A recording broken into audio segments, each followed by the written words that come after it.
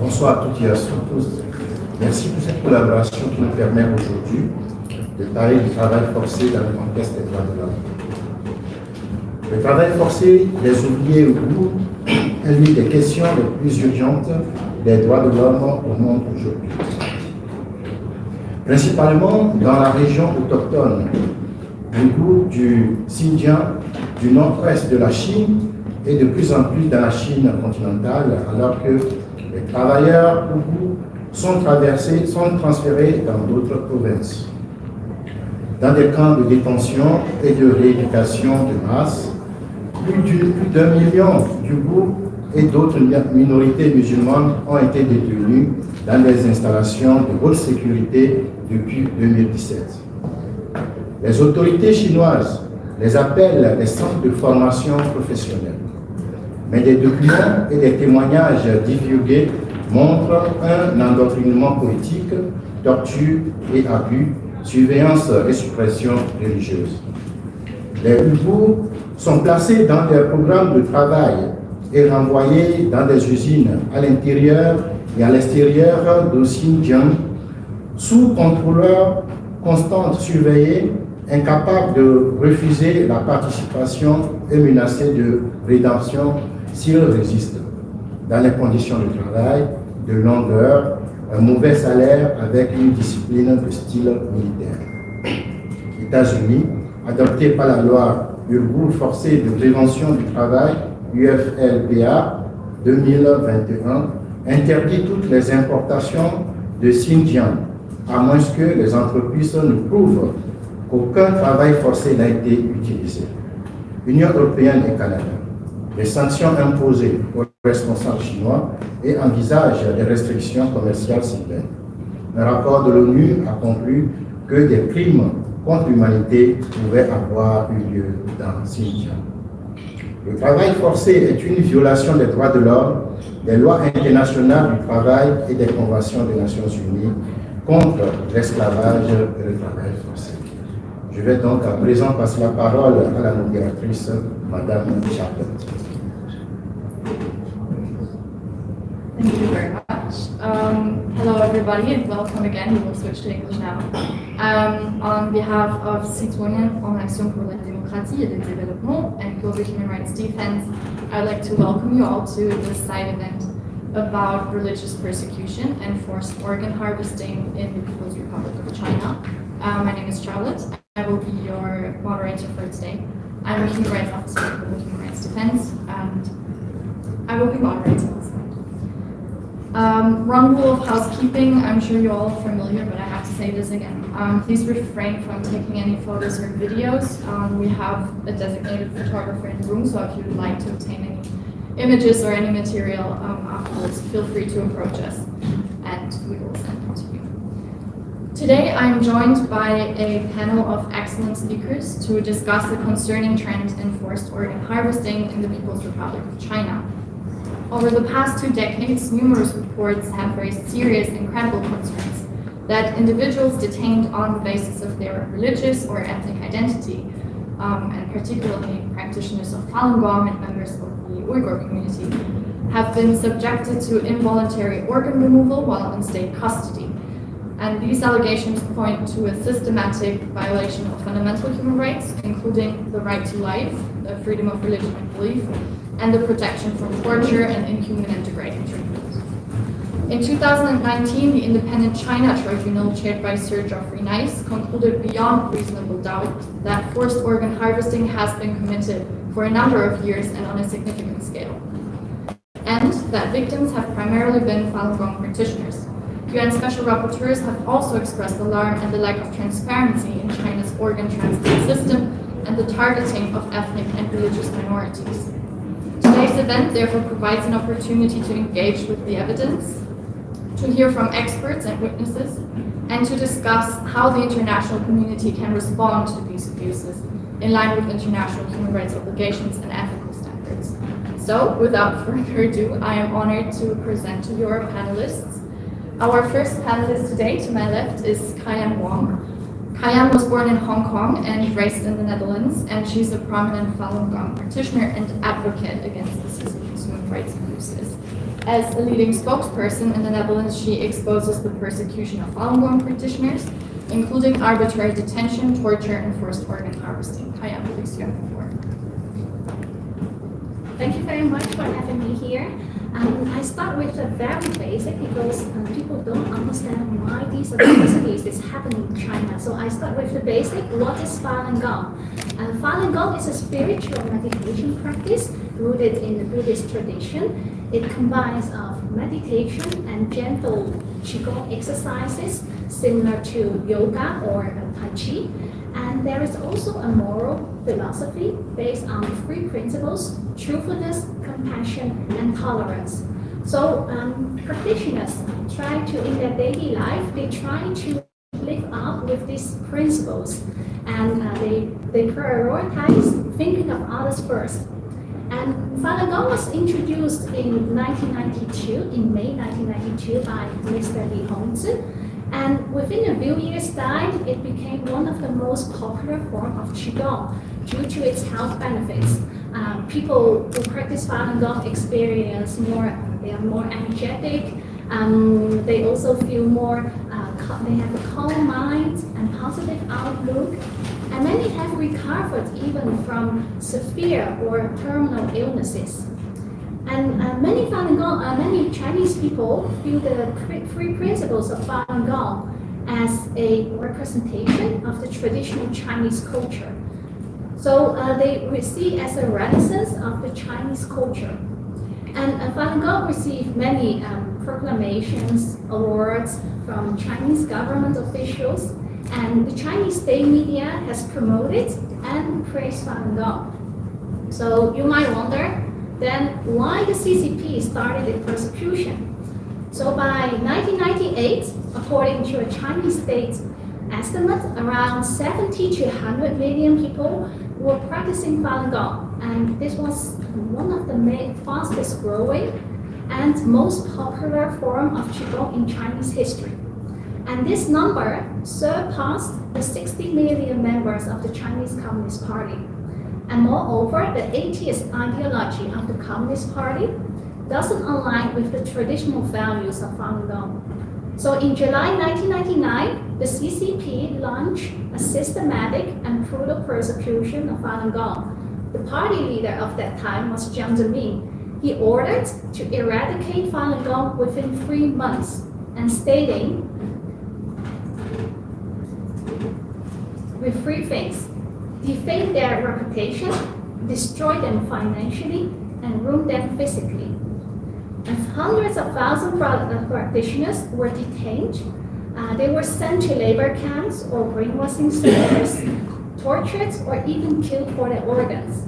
And the CCP also launched a worldwide propaganda and disinformation campaign to demonize and dehumanize Falun Gong practitioners to justify their crime against humanity.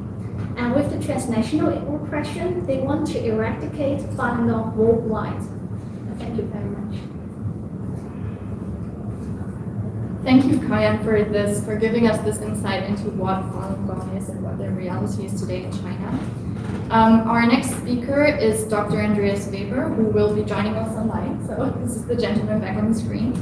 Dr. Weber is not only a specialist in trauma surgery and orthopedics, but also the deputy director for Europe of Doctors Against Forced Organ Harvesting.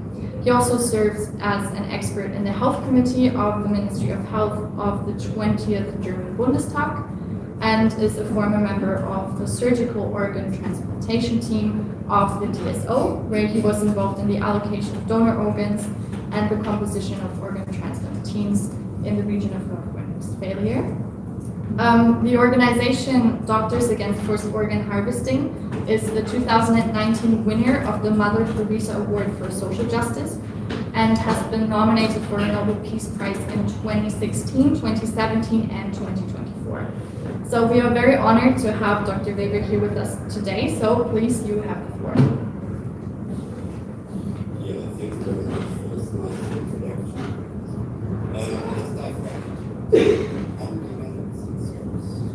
The United Nations Human Rights Council is a United Nations body whose mission is to promote and to protect human rights around the world.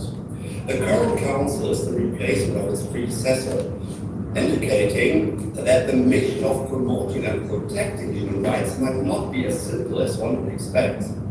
I would like to open my speech with a simple question. What has the Council done to protect the lives of 100 million Falun Gong practitioners in China who have been brutally persecuted for over a quarter of a century and to stop its most heinous crime, which is the forced organ harvesting of living practitioners? The mission of the United States Human Rights Council is to promote and to protect human rights, and I add, worldwide. Then why does the Council seem to forget about its mission when it touches upon the border of the People's Republic of China? The Council loses its credibility if it creates the impression that it chooses when to intervene and when not. Why does the Council and the UN High Commissioner fail in this case? 25 years of torture, brainwashing, and forced organ harvesting is not a simple crime against humanity. It has taken on the signs of a cold genocide. What else is needed to move the Council's attention? I'm just a simple doctor, and I'm not here to tell the Council what to do and how to do it. But on the other side, the Council will have to answer to the history books and to the international community. I'm just here to remind the Council. If it fails again to promote and protect human rights globally in a fair and balanced approach, the future might again call for a replacement. China aims not only to kill Falun Gong practitioners for their organs, and likely has killed more than 1 million over the past 25 years. It also wants to destroy the religious belief of 100 million Falun Gong followers. Giving China a free pass on this crime, that means not addressing this atrocity at the same time, also emboldening China to continue its human rights violations. I raise the question, where is the United Nations Human Rights Council to protect the human rights of Falun Gong practitioners and other victims of forced organ harvesting? The world's silence and willful blindness about this atrocity has allowed to let it grow into a cold genocide. I call upon the United Nations Human Rights Council to act and to protect the lives of innocent people, even if it means crossing China's borders and making a statement. Now, the allegations against the CCP are very serious. So let's take a look at the evidence that has been found over the past decades. The evidence that is presented in our Darfur special report demonstrates that state sanctions, forced organ harvesting from Falun Gong practitioners has occurred in China and continues to occur unabated. In the first investigation by David Kilger and David Matos, two human rights lawyers from Canada, in June 2006, the investigators called a few dozen hospitals in China pretending to need an organ.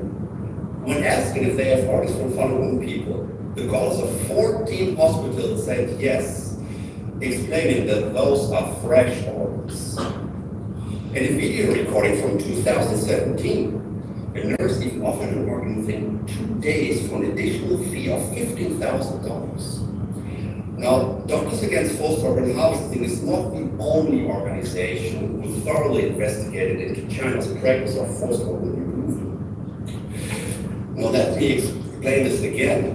In March of 2019, the China Tribunal, an independent people's tribunal led by Sir Geoffrey Nice KC, that was the chief prosecutor of Slobodan Milosevic, reviewed the evidence and rendered its final judgment regarding the Chinese government's practice of forced organ harvesting of prisoners of conscience. In its 556-page report, the 7-member panel concluded that forced organ harvesting has been committed for years throughout China on a significant scale, and that Falun Gong practitioners have been one and probably the main source of organ supply. Very many people have died indescribably hideous deaths that, beyond reasonable doubt, constitute crimes against humanity.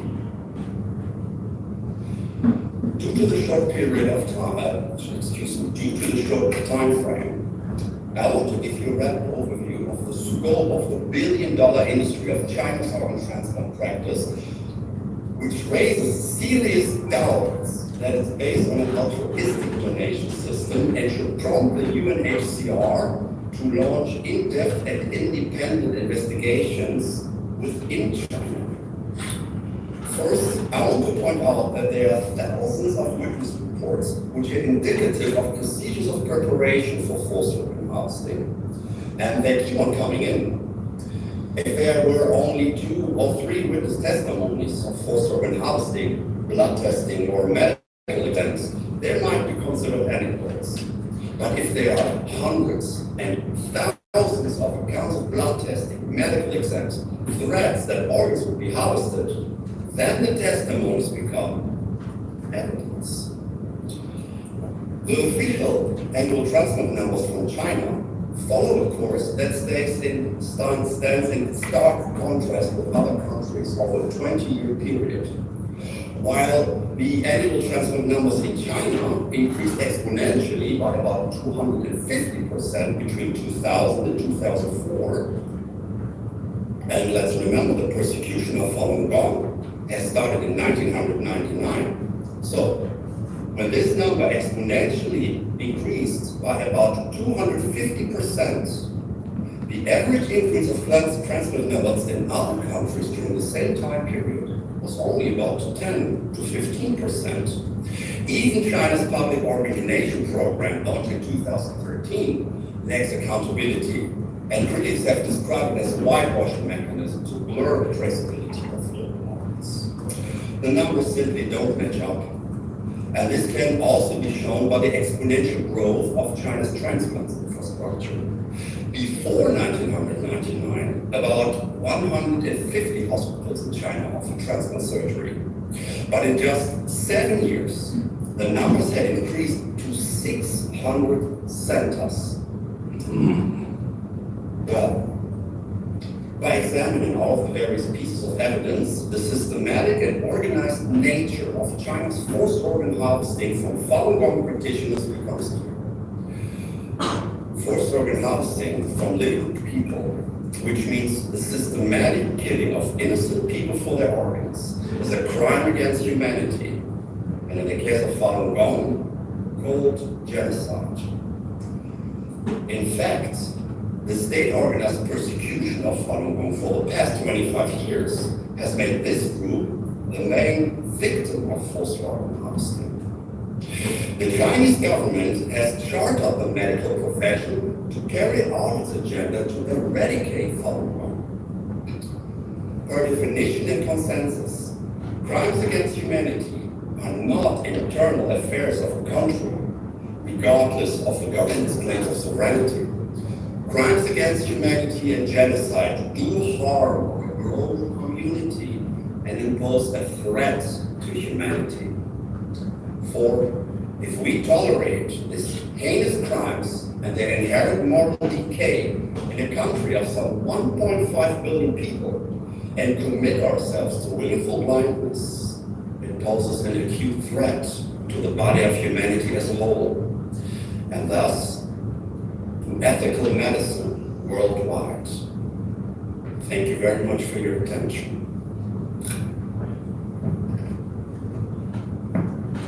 Thank you very much, Dr. Uyghur, for painting this comprehensive picture of this concerning practice of forced organ harvesting. Our next panelist is Yumei Wu. She was born in 1958 in Liaoning, China. Yumei is a Falun Gong practitioner and a survivor of the CCP's persecution. From 1999 to 2005, she endured 9 imprisonments, facing torture, beatings, and organ harvesting, and any sorts of threats for her beliefs. Her 2018 China tribunal testimony exposed forced organ harvesting, bolstering global evidence of atrocities against Falun Gong practitioners. Yumei is currently residing in Finland, where she has spoken at numerous events to advocate for the human rights of Falun Gong people, despite facing harassment and surveillance near Helsinki's Chinese embassy. Please, Yumei, you have the floor.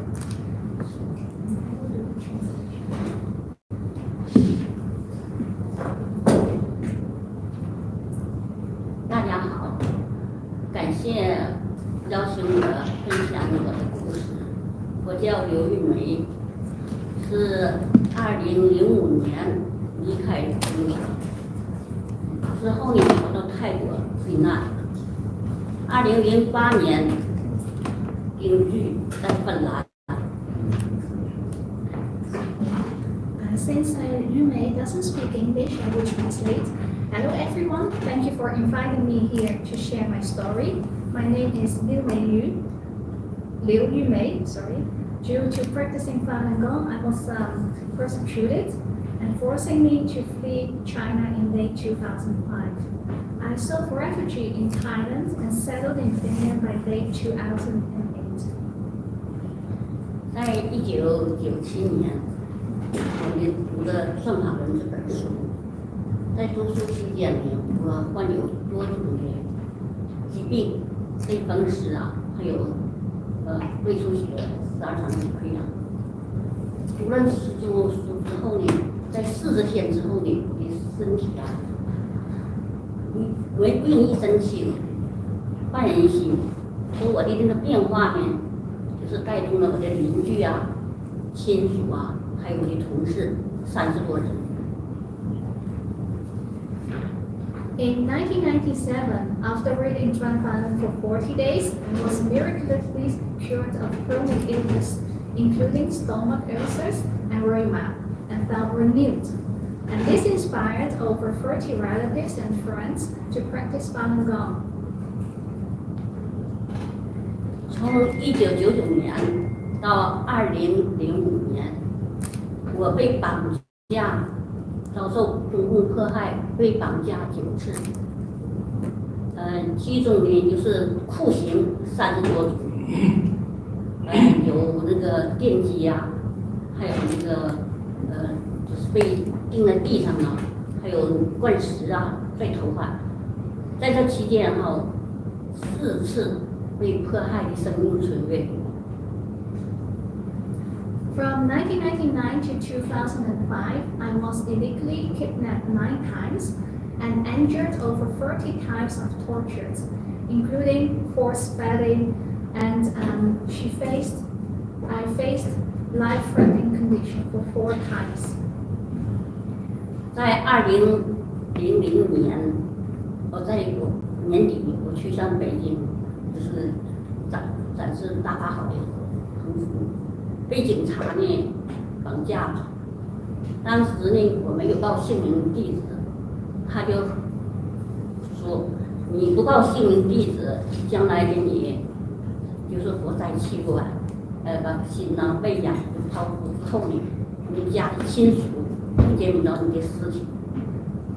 In M 2000, I displayed a Falun Gong is good banner, and I was kidnapped by the police.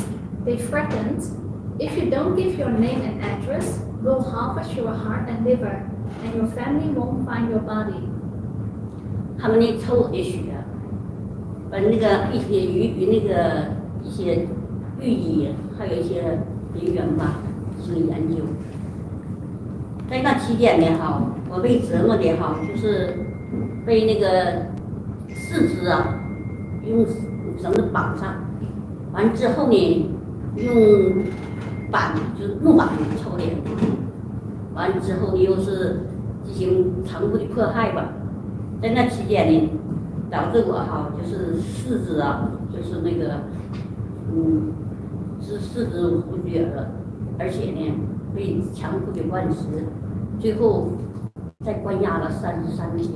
出来时候呢，已经是那个骨瘦如柴，大脑萎缩了，就是奄奄一息那样。They drew my blood and studied the result with others, and I experienced different kind of tortures, and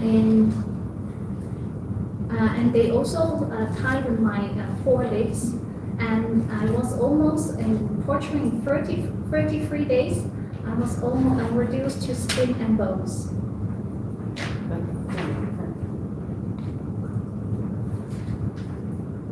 2002年，就是为了起诉江泽民吧，完那个在铁岭被绑架，这次绑架呢哈，被那个钉到地上，脖子套环，完手呢还做那什么这个戴手铐。之后呢，还有一次密死，那个铁环密死是脖子、手脚都有那个，就是那个铁镣啊，到脚嘛，手铐带绳，拉着成平，被迫害了58天，我定了58天，被迫害62天。And I was also once in 2000 because I sued Jiang Zemin, the person who started the persecution. I was kidnapped again, and I was tortured with different ways, and they tortured me for 58 days. 完另一种的迫害，因为我就是反迫害吧，所以想逃出来，结果呢就是腰部摔伤，全摔碎，所以人生受很大的伤害。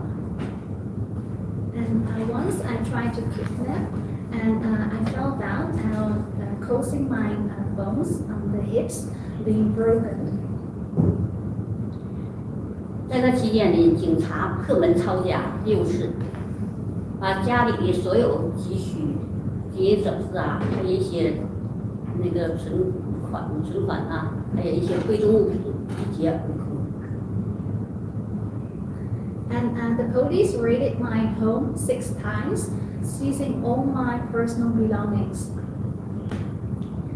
我家里受迫害呀，因为就是我的妹妹刘玉清，她那个被迫害致死，2002年被迫害致死，年仅40岁。还有我的姐姐，还有外甥女儿，还有大姐、二姐，他们不同程度的被判1年至2年，劳教又拘留。She showed this picture. This is her sister, Liu Yuqing, and she was tortured to death in 2002. And that time she was only 40 years old. And her 2 sisters and niece were also detained and sent to labor camps for 1 to 2 years. 特别是我的孩子，我被绑架之后呢，还在12岁，而且警察就给他绑到派出所。特别是上学期间呢，学校校长呢拒绝他上课，在外边罚站，让学生不要理他。之后他呢就是我被绑架之后，他呢下午不敢回家，就在外边夜间就流浪，身心受到很大的伤害。Especially her son. Her son was when she was persecuted. He was in a teenager, and he was forced to leave school. And also, his son didn't dare to go home because her mother is being persecuted. 我的父母，他们也是学法律，在迫害之后呢，经常翻墙抄家。老人呢，因为在这个苦苦下呢，含冤离世，在09年到10年。My both parents, they also practiced Falun Gong, and they were harassed, and they in around 2009 they were denied. 我的丈夫呢，他也学了Falun Gong，因为腰部损伤，学完之后你身心健康。警察经常上单位去骚扰，而且呢逼他要和我离婚。他呢被下来之后呢做饭呐，上绿化去搬到卫生间去做饭，那房子那个窗户啊，都用上黑布遮挡，怕警察再次抄家，最后下来过早就是。And her husband has some pain in the back, and after practicing Falun Gong, it was healed. And he was also forced to divorce with her, and he was very afraid, and causing him to cook even in the bathroom. And he also died prematurely from stress. 虽然我到了海外。但是中共呢是跨国迫害，我呢在那个每天就上，因为他说迫害嘛，我就上大使馆抗议。大使馆呢就是呢有人跟踪，一直跟到家，而且呢还给我拍照。我家呢是多次被就是被那个什么残害。And although I'm now living outside China, I still experience the transnational repression because I go to the Chinese embassy for activity. Sometimes people following me to home, and they also took pictures of me. 所以我的遭遇啊，是在中国法律学院当中是的冰山一角。就是至今呢，就是被迫害致死的有5224人。无数人失踪或活摘，是我幸运地逃出来了。我感谢国际联合国还有组织会营救我，真的挺幸运。同时，我也呼吁联合国呀和正义的人士啊，对中共啊对这个迫害呀，应该制止，让我们中国人呢能平安地度过正常的生活。谢谢大家。My suffering is just tip of the iceberg of the CCP's persecution. As of today, 5,224 practitioners have been persecuted to death, with countless others missing or subjected to live organ harvesting. And I'm fortunate to have escaped, and I'm grateful to the United Nations, the International Red Cross, and all who helped me. And I urge the international community to unite, condemn the CCP's crime against humanity and this inhumane persecution, and restore peace for the Chinese people. I thank you.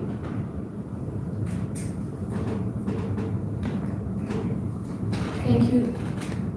Thank you so much, Yume, for sharing your testimony with us here today.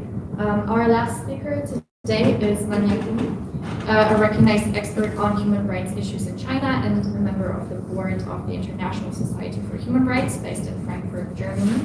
Born in Hong Kong in 1948, Manian brings a unique perspective shaped by his background and extensive international experience. He lived in Sweden from 1967 to 1981 before relocating to Germany, where he has resided for the last 26 years. Manian's deep concern for the human rights situation in the People's Republic of China has driven his active involvement with the ISHR, where he contributes to advocacy efforts addressing violations such as those against the Falun Gong practitioners, including arbitrary detention, torture, and forced organ harvesting.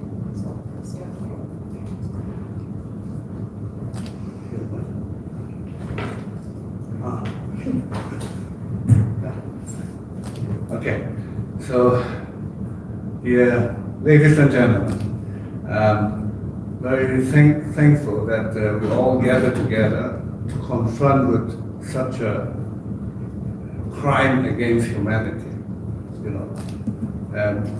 Due to different reasons, the reporting on persecution of Falun Gong has been relatively less than other persecuted groups.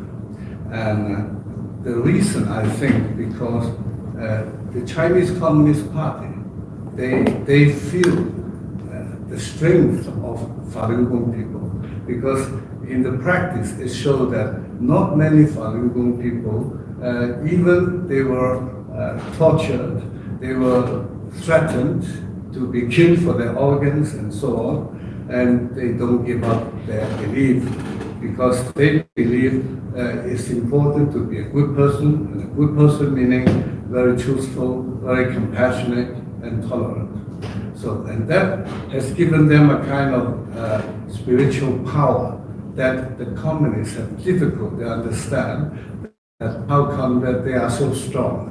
And you should know that someone mentioned the party boss of the Communist Party 1999, at that time his name was Jiang Zemin. He was the one who launched this persecution. And he actually set up a kind of objective for his official people to achieve. And the objective is, within 3 months, they should basically eliminate Falun Gong inside China. And within 1 year, they should eliminate all Falun Gong outside China. So today, I am happy to have the opportunity to talk a little bit more about persecution of Falun Gong outside China. The reality is, of course, this party boss has never managed to achieve the goal. I mean, now it's 26 years since they launched the persecution in 1999. And we know that inside China, there are still a lot of people practicing Falun Gong. The only difference is they don't do it public anymore, not to risk their life. But you cannot by violence and armed forces to change people's belief. Well, the communists are difficult to understand that because they are used to brainwashing. They think that they can, through brainwashing, and change everyone's belief and thinking. Now, outside China, actually, not only they have not been able to eliminate Falun Gong, Falun Gong has been actually much more popular today compared to 26 years ago outside China. I think there are practitioners of Falun Gong in more than 100 countries. In Europe, for example, every country has something between, say, 200 to 3,000 practitioners, something like that, because there's no exact registration. But this is my best guess. And now, the thing is, how do they do it to, so to say, extend the persecution outside China? I mean, inside China, because China is a one-party dictatorship, it's easy. The party can do whatever they want, nobody stop them. So, for example, in China, they can install 600 million TV camera monitoring all people in China. these 600 million cameras are already installed. So you should be aware when you go to China. These 600 million TV cameras are connected in a network. They call it Skynet, Tianwan. And it is capable of identifying every person in China, even if you are a foreigner, in China, maximum 2 minutes. In most cases, a few seconds. Okay? But this it cannot do outside China. I mean, like in Switzerland, it's probably not so easy to set up all these TV camera. But don't think that they give up because of that. A friend of mine, he is a former boss for IT department of a certain European country security department. Okay, so a kind of anti-espionage department. And he told me when he became my good friend. So he told me, he said, "Manya, be careful. Although you are living in Germany, you know, the Communist Party in China, they can find out everything about you." And for me, it was no surprise, but I want to hear more details. And then he told me, and with very high certainty, that about, say, 12 years ago, the Chinese Communist Party called all the IT company, Chinese IT company, to them to have a special secret conference. And in this conference, the party boss make it clear for all these, you know, big IT company like Lenovo, who make computers, or Alibaba with, you know, online shopping, or TikTok, or, you know, you just name it, ByteDance and all this, yeah, and WeChat, you know, all these big players in IT area. So the party boss told them, from now on, as quick as possible, you have your real-time connection to the big database center run by the Ministry of State Security, MSS. Yeah? So that means they should start to collect all information. So for example, you are not in China, but you use a computer from Lenovo, right? And every keystroke, if they want, they can register, even the password. Yeah? So to find out what you have been doing. You know, the modern espionage is using big data system. That means they collect a huge number of data. And some data look like they are harmless. You know, nothing, you know, like data about what you did yesterday, what you do today, when you start your car and you drive your car to that and that place. And by the way, I can tell you that all electric cars from China, made in China, are a perfect spying device. Finding out what you talk with your people in your car, when did you start a trip, and where are you going, and what way you took, and so on and so on. All this has to be sent in real time, that means immediately, to MSS Big Data Center. So now, I have no difficulty to believe that, because already for years ago, I know that my Western friends, who, I mean, they are ethnically German or Frenchman or British and so on, yeah, and they practice Falun Gong, and they wanted to go to China and see, you know, how the situation is, and some of them, they never have a chance to get a visa. And the Chinese consulate people, they don't even explain to them, just say, you should know yourself, why? Some of them got visa and flew all the way to Beijing or Guangzhou or even Hong Kong, and they got denied to enter the country. So how do they know that he practiced Falun Gong? Because usually people who practice Falun Gong, they don't make a big, hang up a big billboard saying that I'm Falun Gong, yeah? So, which means they have someone to help them to find out, and I'm sure they do, yeah? Because I know that some Chinese friend of mine who are also Falun Gong practitioners, when they go home to China, I mean Chinese friends who are living in Europe, yeah, they went home to see their parents, and they got an unexpected visit from MSS, Ministry of State Security. So some security officer will then talk to them, and the first thing they wanted to do is very nice. They talk nicely to them and to make them to be their spy, so to say. They should go back to Germany, go back to Switzerland, and help them to collect information, all sorts of information about Falun Gong. And sometimes they also try to, use incentive. If you do that, you get this and that advantage and benefit. And sometimes they also threaten them by saying that if you don't cooperate, your parents in China will get problem. And I'm quite sure that they do that. And I personally have experienced that, because I'm an active human rights advocate. So when I was in China the last time, because after that I never go there anymore, the MSS people came to me and tried to convince me to cooperate with them. So I asked them, what do you mean by cooperate? At the end they have to say very specific and concrete, and then they say, Mr. Manyan, we know that you are making speeches everywhere. You were making speeches United Nations and European Parliament, Swedish Parliament, German Parliament. That's fine, but the message you gave to people is wrong. So what we expect you to be cooperative, you continue to make such speeches, but giving people the truth, telling them how great the Chinese Communist government is, and the Communist Party is.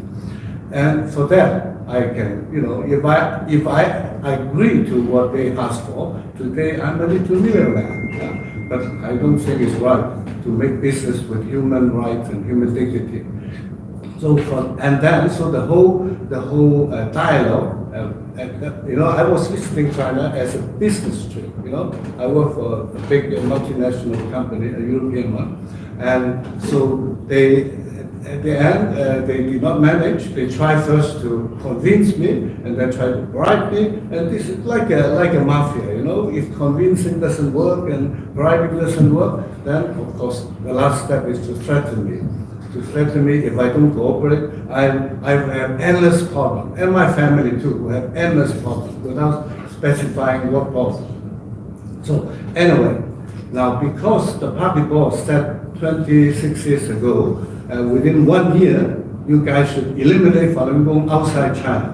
And they are far from their objective, because since then, there are more people practicing Falun Gong all over the world. So now, the current party boss, Xi Jinping, for about 2 or 2.5 years ago, he spent a little bit of time to look into the results of fighting Falun Gong, and he got very angry because he see that the set objective was not reached and far away from it.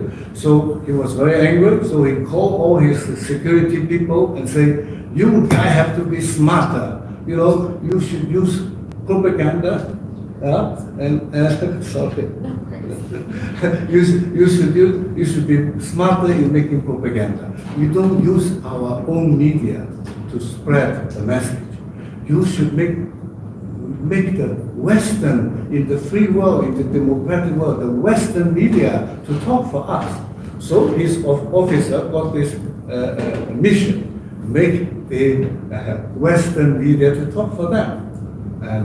And unfortunately, to a certain extent, at least a few media, even big media, but unfortunately they are minority, did that as they wanted. So I just wonder how much money they have spent. I don't want to put the name of those media, but there are a couple of European and American media who started to publish slandering information about Falun Gong. So there is a global strategy behind it. Now, why the Chinese Communist Party pay so much attention, spend so much resources for it? Because you guys have to understand that the ultimate goal of the Chinese Communist Party is to control the whole world. They are striving for the world hegemony, and they don't want to have any opposition, and particularly people who just want to be good people, honest people. Honest people are not obedient because when you tell them to do bad things, they will not do it, and this is a big problem. So, and that's why they spend a lot of effort in persecuting all this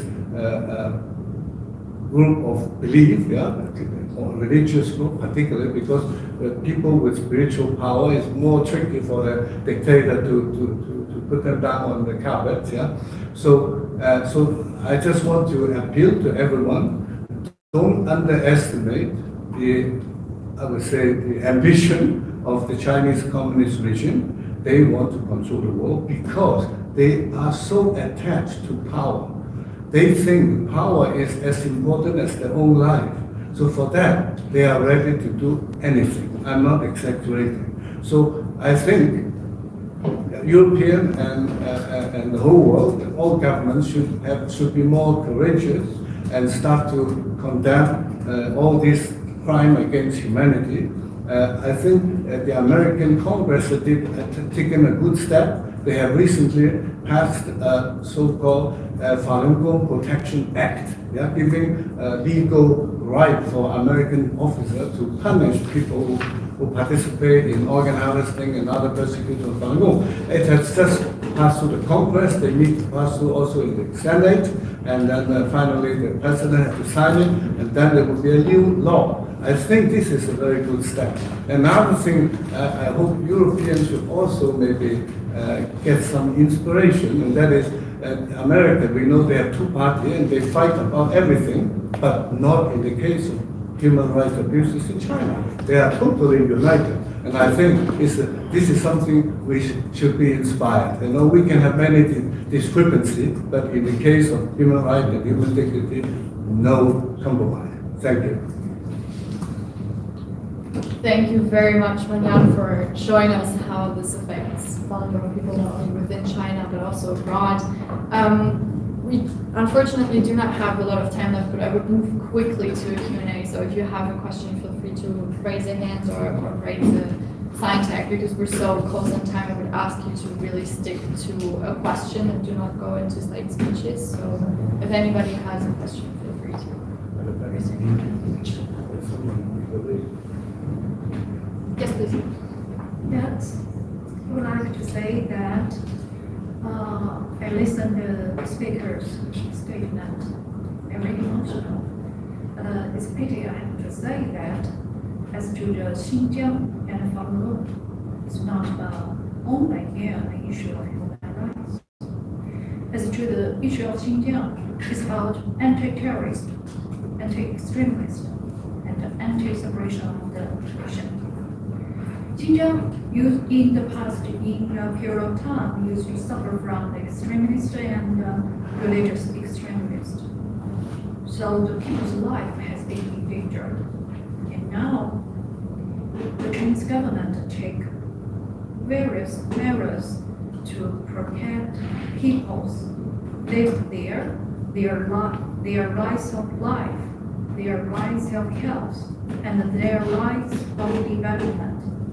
You may see, if you have a chance to visit China and Xinjiang, you may see that today's Xinjiang is secure and stable, economic, developed, and all different nationalities or different ethnic groups together. So I see that in the year 2024, Chinese government invited over 500 overseas groups to visit Xinjiang. And also there are 5 million overseas friends travel to Xinjiang. They witnessed the beautiful scenery of Xinjiang, and it's stable and it's prosperous. Ma'am, I'm truly sorry to interrupt you, but if there is a question, please do get to it because we have 1 minute left. Thank you. Okay, then there's a second part I want to call your attention in that today the theme of the meeting is about the compulsory labor. I want to call your attention that in the International Labor Conference concluded last week, it shows that Chinese government ratified 2 conventions about compulsory labor is the number 29 and the number 105. And the Chinese government submit the report on its fulfillment of its obligation. During the conference last week, it's accepted by the International Labour Organization, no dispute. So the third one, I want to call your attention in that as to the Xinjiang and Falun Gong, it's the internal affairs of Chinese government. So I show respect to the speakers, but I'm sorry to say that it's a pity you can't represent the 1.4 billion Chinese people. That's all. Thank you. Thank you very much for your comment. I think we will not have time to have our speakers comment on it again because we have unfortunately run out of time. But I would like to thank everybody for coming in today. I would like to thank our speakers for showing up and for having the courage to give their testimonies and to educate us on this important issue. Thank you all for your attention, and I hope to see you again soon. Thank you.